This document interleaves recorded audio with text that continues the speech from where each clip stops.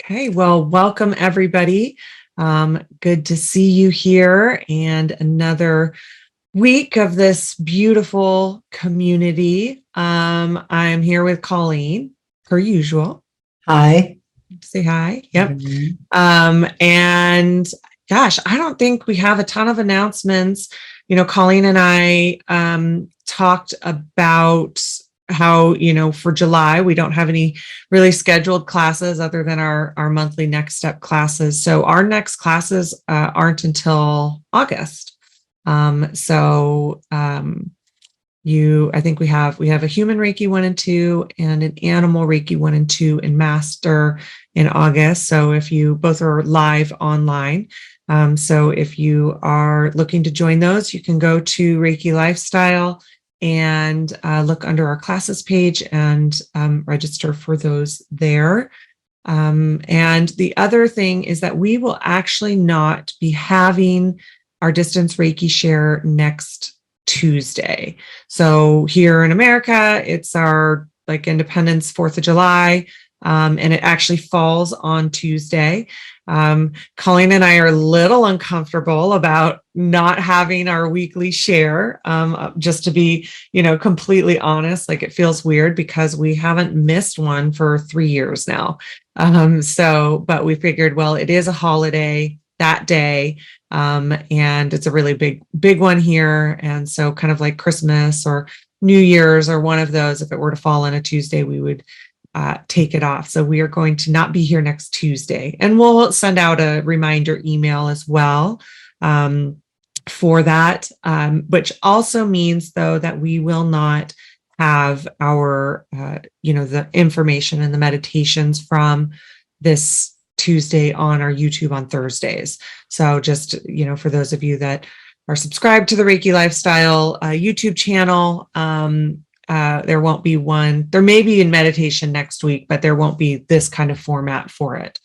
So just a heads up on that. As we all know, this work and life is a balance. And so also for us, making sure that we're balancing it and resting and spending time with family and being really present in our lives as well. So as much as we love this circle and love the community, and we really rely on this community, as well as, I know many of us that are here in Circle love coming every Tuesday morning. I do also, we also want to make sure that we are in balance with it all. So anyway, just letting you know that, again, we'll send out an announcement that there won't be one next week, kind of when we send out our normal distance Reiki share, announce, the link and stuff. So but we will be here every other Tuesday. Yes. In July. We'll be here every Tuesday. Just that one. Just the one. Yeah. Just the one. Just the one. So anyway, but speaking of, actually, one of the things that we have maybe not gotten to, but we've been talking about getting to is spiritual lingo and the different terms that many people had let us know that I am not sure what the heck that means. And when you say that, what that means. I think we all come across different terms that we wonder, it might be a new term or different things about what it means. And so we asked all of you, what are different terms that you're curious about that we may say, or other people may say, that you're not sure what the heck does that mean? So when we since we'll be taking a couple of weeks off, one of the things that we thought we would do is really spend time in the guided meditation to seal our sessions. So I've done that with clients that maybe, if it's a weekly client, maybe they can't make the session the next time, or they're feeling that they really need the extra support in their life for the upcoming week or month. And using that distance Reiki symbol, using Reiki in general to spend extra time in the intention of, sealing the session and holding that Reiki energy within and, kind of all around them for an extended period of time. But what had occurred to us is that first of all, not everybody knows what we mean when we say seal the session. Also, on top of that, there's differences in the ways that we do seal the sessions. That can be different in the Reiki community and how we might seal our sessions. Some people may not seal their sessions. And there also can be differences in Reiki versus other spiritual modalities in the way that they end and seal the sessions. So that's one of the things that we thought we would talk about today and actually do, so that we can have this beautiful energy of community, the beautiful energy of Reiki that I know so many of us feel from these circles, kind of go into that intentional way of actually, keeping it with us and keeping it flowing through us and sealing that energy within in a really positive way for the next 2 weeks to kind of carry us through until we can meet again on, what would that be, the 11th probably? The 11th. So on top of that, because the sealing of the session is something that we do at the end of the session, one of the things that many people asked about of what does it mean when we say that we are also setting the container or setting the space for a session or for a class or for a circle, all of those things where we have this container that we intentionally set for this group of people to come together. So between that and the sealing the sessions and the preparations, all of those things are things that we say commonly that people, you may know what they mean and others may not know what they mean. Along with that, one of the other things that we say is we close the circle and we open the circle. And we say that commonly in this circle, in this community. And same thing, that was one of the things that people had talked about of like, what do you mean by that? Especially because it's a little counterintuitive to how we would think about, having a circle of people. So those are the things, those are the spiritual lingo things that we will be talking about today. And then, the meditations are always channeled, but definitely something that we thought would be a great thing to do to seal those sessions and seal that beautiful Reiki energy for the next couple of weeks. So I think where we will start is we'll start at the beginning. So we will start about what does it mean when we say we are setting the container? What does it mean when we say we are going to be closing and opening the circle?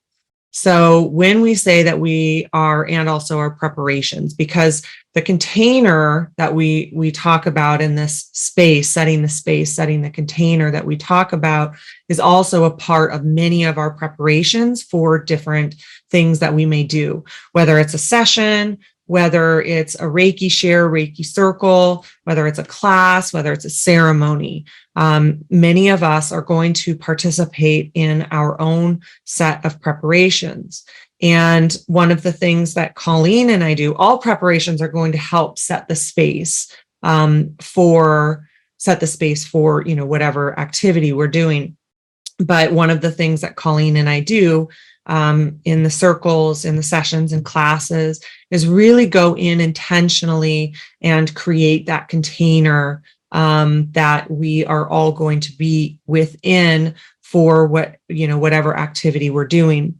So I'll go ahead and just use a session as an example, although you can certainly extrapolate out when I say we're creating a container, we're creating a safe space for this. Because you can extrapolate whether it's a share, whether it's a class, whether it's a ceremony. It's a somewhat of a similar process, although might be a little more involved if you're doing like a larger group than maybe just a one-on-one. So many of us in our 1 and 2 classes, if you are Reiki trained, or maybe you're in other modalities, learned about doing some preparations before doing a session on others. So many of us might be, you might be familiar with the Gassho meditation. You might be familiar with the Reiki Ho, which is the indication of spirit. So Gassho is 2 hands coming together at your heart. You might activate Reiki in between the palms of your hands, and you might do a Reiki Ho, which is the indication of spirit, before you start your session. Those are the Japanese Reiki techniques. Also, you might have been taught in your class to draw the symbols in your hands, let's say, or maybe you don't have the symbols and you just activate Reiki in between your hands. Some of you might have learned to draw the symbols or beam Reiki at the four walls, or if like you're outside or something, the space around you, the ceiling, the floor, and the center of the room. So those are all forms of preparations. So many of us have that piece of it in common. Then also we might have other preparations that we do. Maybe, you sage, maybe you light candles and spend some intentional time within the room. Maybe you do sound healing within the room. So all of these ways that you prepare yourself and you prepare the space are known as preparations. And sometimes they need to be short. Let's say maybe it's not like a one-on-one official session. Maybe there's another reason that they need to be short. Maybe you're volunteering and you need to do them in your car quickly. Maybe you need to use Gyoshiho, which is Reiki with your eyes, to do your preparations. There's all different versions of these that are helping you to become more connected to the energy, to move into that really quiet, settled, grounded space as the practitioner, and to also maybe clear the space, bring in the energy into the space. We might call in our guides. So those are preparations. We all have different styles of these. And there's not really a right or a wrong with them. Really, it is what feels the best to you and what connects you the most, right? How I get connected to the energy and move into that really intentional space is going to be different than Colleen, is going to be different than Danny. And we're all going to have a way that brings us to the energy easier than what somebody else might do. So again, really listening to your guidance, having these like Gasho, having the Reiki, Japanese Reiki techniques, or the drawing the symbols and putting it on the walls and ceiling and floor. All of these are really, they work. So they're a great place to start. We learn them a lot in our kind of beginning Reiki work, and they are a really great place to start because they work, they're effective, they work well. And we know through a lot of people's experiences that they work really well. However, you also get to have your own preparations. So, for some people that is calling in enlightened guides. For some people, that might be something like smoke clearing or saging or essential oils or some of those kinds of things. So you get to have whatever your preparations, whatever they look like for you. And, sometimes that takes a little time to know what that looks like, maybe learning over time what other people do. Oh, I like that. Oh, that makes me feel really connected. And other ones, maybe it would be, well, maybe I don't feel as called to that or as connected to that practice. So that's what a preparation is going to look like. When we talk about setting a container is really about bringing the energy into the space. Reiki is an intelligent, enlightened energy. You might work with enlightened guides. You might work with sound. Again, what setting the container is setting the sacred space for people to be safe in order to do their healing work. So whether you're in a session, whether you're in a situation like this, where you're in a circle, whether you're in a ceremony or a class, you are setting a safe space and bringing in energy for the person to go within and heal. Because as teachers, as practitioners, as just people, maybe it's with your family and friends, maybe it's for a holiday dinner or something like that. It's not, we're not doing the healing work for somebody else. We're not creating them to heal. We are providing a space with Reiki energy with enlightened beings, or however that works for you, for them to heal themselves. And you as the practitioner, you as the teacher, you as just the person are helping to facilitate that space for them to be doing this work.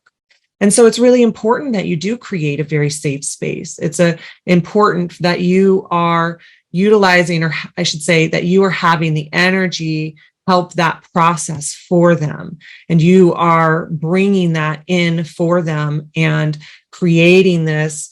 I honestly think of it as a little bit of a box when I'm picturing it of it. So if I'm in a room, I kind of picture it as this beautiful box of light, this cube of light that it's not solid, it's that filter, right? That we've talked about, kind of that effervescent light. That's how I imagine it to look like. And when that box is around us, even in a distance scenario, like we're here, when that box is around us, we are in this safe container of light. We are in this safe space of light, so that this empowerment, so that this healing, so that this connection to the enlightened guides can take place for us. And, for whoever this is facilitating, whoever you're facilitating this for. So when we say a container, it's funny because I actually kind of picture it as a container. I never really realized that before, that it's like, that's what my container looks like. So that's what we mean when we say we are creating a container.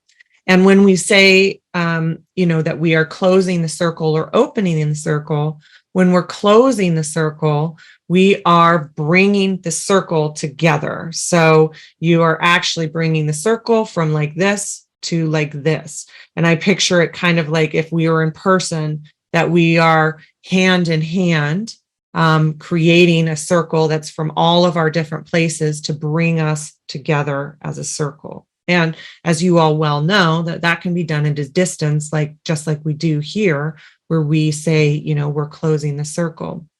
So that happens at the beginning, and that happens within the container of the sacred space, this beautiful, safe space for people. Then when we are leaving and we are going from this circle, we're opening the circle. So we are, bringing this out so that we can all go out to our own places that we come from, and however that looks. So we're opening the circle because this circle is also a divine connection. It's a sacred connection that we are all there together. And we say that a lot, that we were all meant to be here together today, whether it's here in this distance Reiki share, whether people are joining us later. There's this divine connection around that for some reason we were all brought here together, and to work within the Reiki energy to heal ourselves, to, many of us put our loved ones or community members in the chat, to, help all of us send Reiki too. So there's all of these different reasons that we come together, but it is, all of the connections that we end up making, and all of those coincidences that we find within circles, or, the shared experiences that we have. It's because we were all meant to be here together today. And then at the same time, even though we're in that special time frame, at the same time, we take it out into our own lives and however that looks for us. And so, giving us that really intentional time, giving us that conscious time to be together. And then at the same time, allowing us to go into our own lives in a sovereign way as well. It's like we've come together in this space, and we know that this work continues outside of this space. And yet at the same time that we are also not, within that circle at all times, that we get to also go back into our own lives and to our situations. So Colleen, do you have anything you'd want to add about any of that before we talk about sealing the sessions? Because that's kind of all the beginning stuff, and then we'll talk about the end stuff as well. Well, and so setting the container for me is, when we do invocations here, that's my particular style of setting the container. and of creating the circle, the divinely ordered circle. So there's a question here, say from what? It's not so much like there's a fear out there that, oh, I have to stay safe. I think for me, with setting the container, there's a unification of coming together. And for me, I know the energy that I am within when I do that. I know the energy that we're all working within. So as a facilitator, creating that space is part of what we do to bring everybody together and unify the frequencies that we're working within. I would say for myself, one of the main reasons that I do this for myself, and if I am in someone else's container, I still do my own preparations. But I would say for myself, as much as anything, and I talk about this a lot in this group, is empathy. Is that for me, when I am in a place of the container, there's also that energy that helps me. Robyn used the word sovereign. It helps me stay within my own space, within the entirety of the group.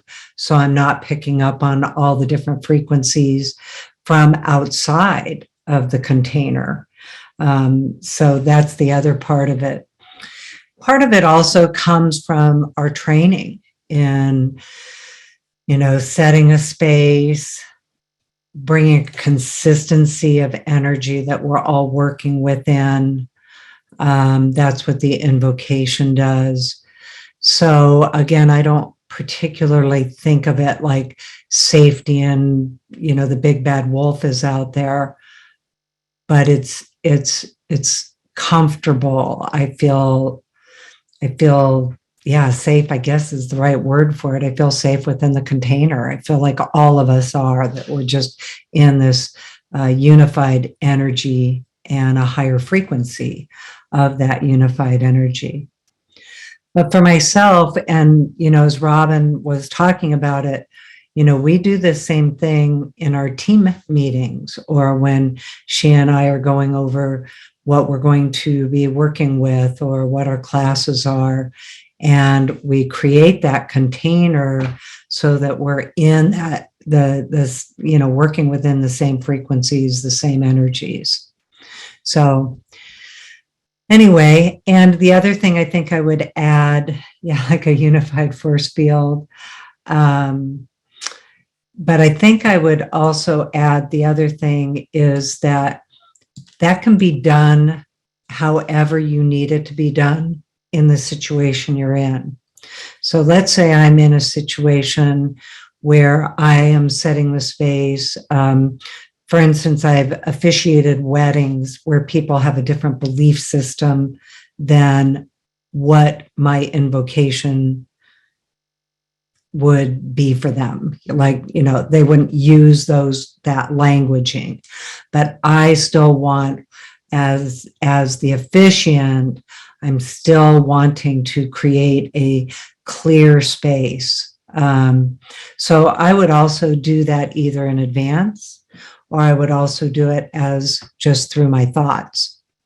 So, I always talk about Reiki on the fly. You can do it in a lot of different ways too. And I know Robyn talked about that, but you can also change your languaging around it. You can also do it all mentally. I know for myself, I'm always connected with the directions too. Like, I'm the walls, the ceiling, and the floor, northeast, southwest, above, below, and within. So anyway, I think that's all I would add with it all.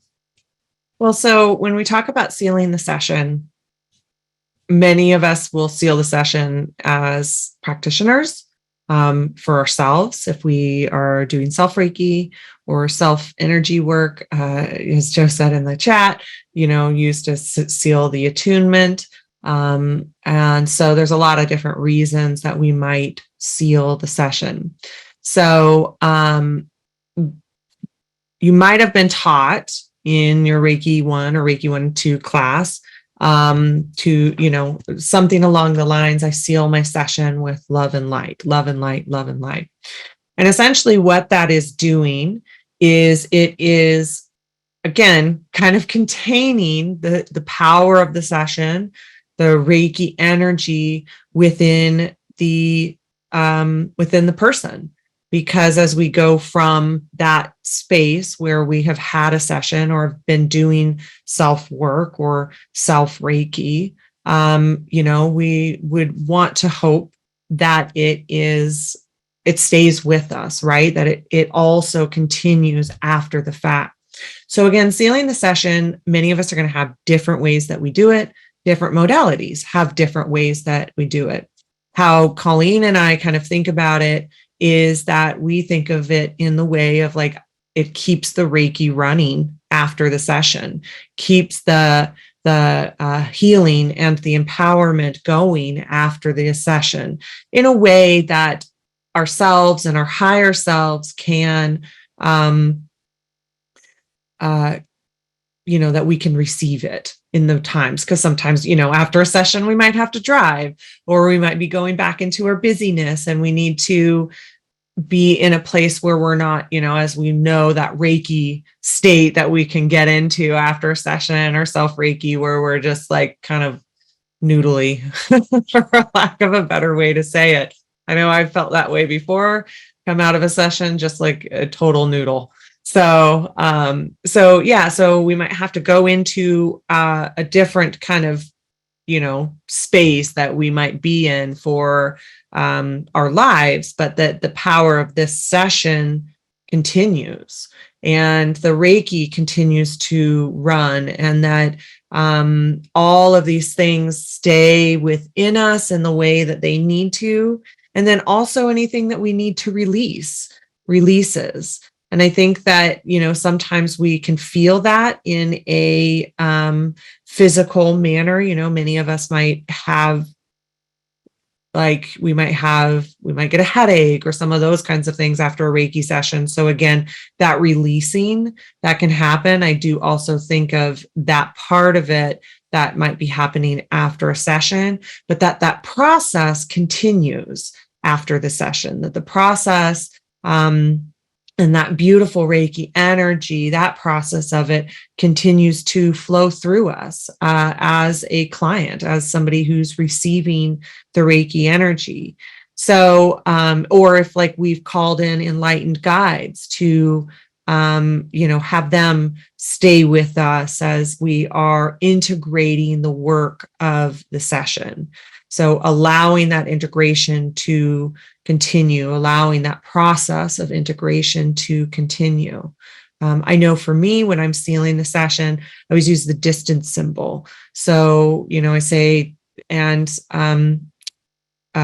distance symbol, carry this session forward, the power of the session forward and backward, above and below and within. So I'll always say that, so that it goes through time and space to help that integration process and that power of the sessions. Because Reiki sessions, even when we're doing self Reiki and even when it feels subtle, there is a lot of power behind them, and the intention that we've set around our healing, around our wellness, around our empowerment as well. So that's how I think of sealing the sessions. That's my intention around sealing the session. It's always at the kind of the very end, where I've, brought the client back, and I've, done, we all are going to have different ways that we do that. Maybe you've done some aura sweeping, and then I stand, in front of the client or to the side of the client and ask that the power of the session, I seal it with love and light, and ask the power of the session carry forward, backward, above and below and within. That the point of that is that container around the person is going to carry with them, and that process is going to continue. So Colleen, I know you had some things that you wanted to say too about sealing the session. Well, I think also some of the ways that I do that, depending on, the session itself, the different symbols may come in to seal the session. I remember the very first session that I ever had with Reiki, and Jane was her name, and she drew the power symbol over each of my chakras. And I remember that sensation, like, what was that? And actually felt the energy of it without having had Reiki before, or really, and I mean, I had been in shamanic training for 3 years. So, I should have been used to the energy, but it was so distinctive. So there's all different ways that you may choose to seal the session. And again, it can depend on the situation that you're in, who you're working with, and your own personal preference of styles. One of the questions in the chat is, what is Gasho? And then bringing your hands to your third eye. Well, this is Gasho, and Robyn was showing, this is also called Reiki, which is 2 of the Japanese Reiki techniques that Usui Sensei used. And they are the 3 pillars of Reiki. So Gasho is the first pillar, Reiki, the second pillar, indication of spirit or activating your intuition. And then Chirio means session. So those are the 3 pillars. So another Japanese Reiki technique is called Kenyoku. And I personally use that after I've sealed the session as kind of my way of completing. So if I do a session and I'm doing what Robyn was talking about, brushing the aura and kind of just sweeping down their body a little bit, I draw different symbols. Most of the time, I would say I use a lot of Rama, which is a Karuna symbol, the power symbol, and the Holy Fire Master symbol, but also any of them that come in. And a lot of times, what you'll find is you're actually observing what you choose. Sometimes you think it and think, oh, I'm going to do it this way. Sometimes that's the way you always do it. And then sometimes you find yourself doing something differently and you're observing that you did it that way. And, rather than thinking, oh, I shouldn't. But then, so I'll do that. I'll draw the symbols. I'll say, I seal this session with love and light. The other thing that does is that helps the client know that we are moving into completion, and then they can start coming back. I'll touch them on the shoulder and say, something like, go ahead and take your time coming back. And then I kind of step out of where their viewpoint would be, and I do what's called Kenyoku, which is called dry bathing. It's one of the Japanese Reiki techniques that Usui Sensei practiced. And I like using that. It's not like a wipe down. It's more, in that context, it's just kind of creating a sense of a disconnect. They're in their space. I'm now in my space. It's also a way of kind of opening the container, another way that you might be doing that. So kind of pulling myself back from it as well. And then, of course, giving the client time to come back and open their eyes, which often can sometimes take, 5-10 minutes. I mean, people can go so deep.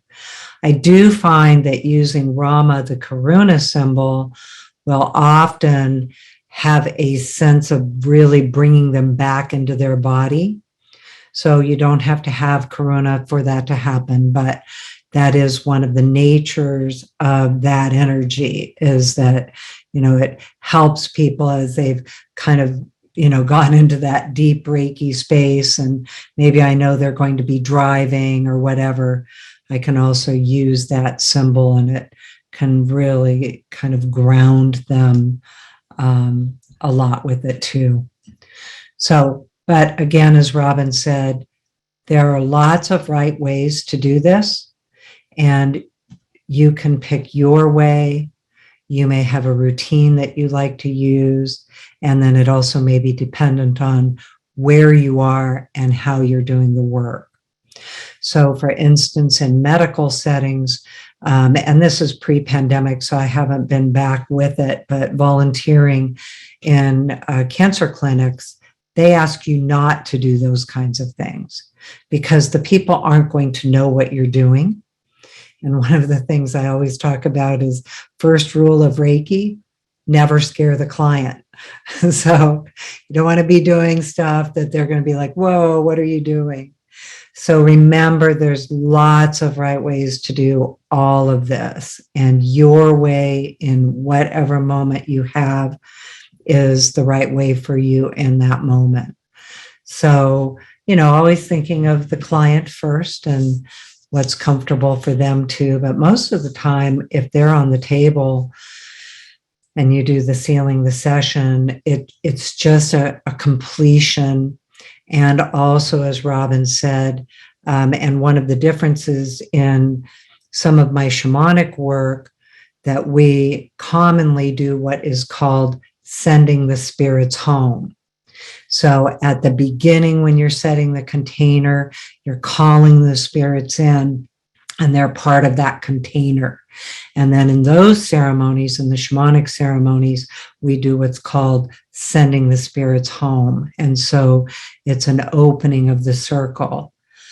In my perception with Reiki energy, it's like Robyn said too, it's actually just then that container is set around the person.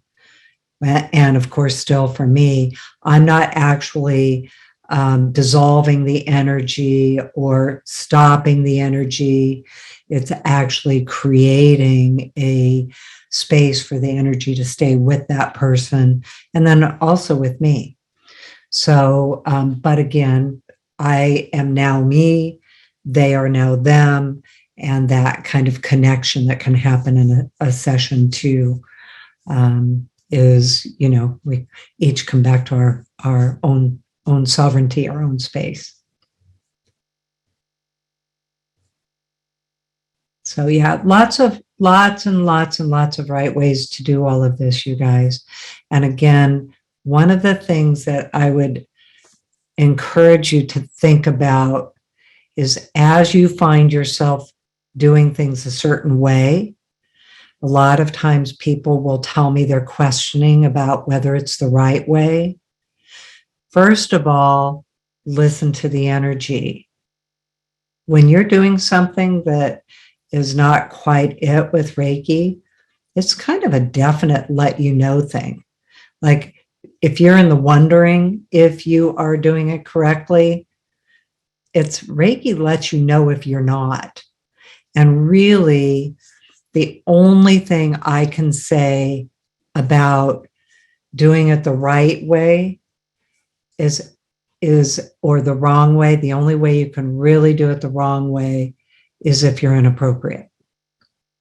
And that's ethically, morally, integrity, all of that. That's the only really don't do it that way, always be appropriate, always make sure that everybody feels completely safe with what you're doing and respectful of the person if they are going to be nervous about how you're doing things, modify it on their behalf. Or if you are in a professional setting, like we talk about animal Reiki, and the same thing happens with animals, maybe in a different style because you're now in different situations. But let's say you were volunteering at a veterinary clinic or even a sanctuary or a humane society, staying within the comfort zone of the people around you and is also important, so that they're not going, what are they doing? Unless you think they might be intrigued by what you're doing, then that might be different. But that's what I mean by there's so many right ways to do it, that it is totally appropriate to adapt things to the situation that you're in.